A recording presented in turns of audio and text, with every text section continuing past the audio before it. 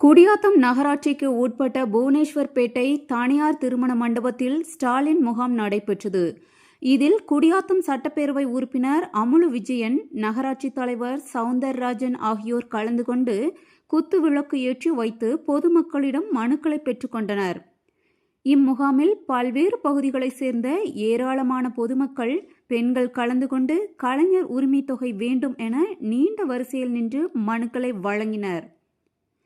இம்முகாமில் துறை ரீதியாக அமைக்கப்பட்ட அரங்குகளை சட்டப்பேரவை உறுப்பினர் நகராட்சி தலைவர் பார்வையிட்டு பொதுமக்களால் வழங்கப்படும் மனுக்கள் மீது துரிதமாக நடவடிக்கை மேற்கொள்ள வேண்டும் என்றார்.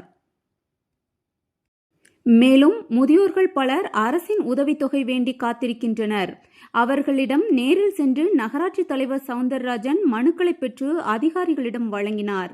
இதில் குடியாத்தம் கோட்டாட்சியர் சுப்புலட்சுமி, ஆணையாளர் மங்கையர்கரசன், நகராட்சி உறுப்பினர் ஆட்டோ மோகன், கூட்டுறவு வங்கி இயக்குனர் ரவி உள்ளிட்ட பலர் கலந்து கொண்டனர்.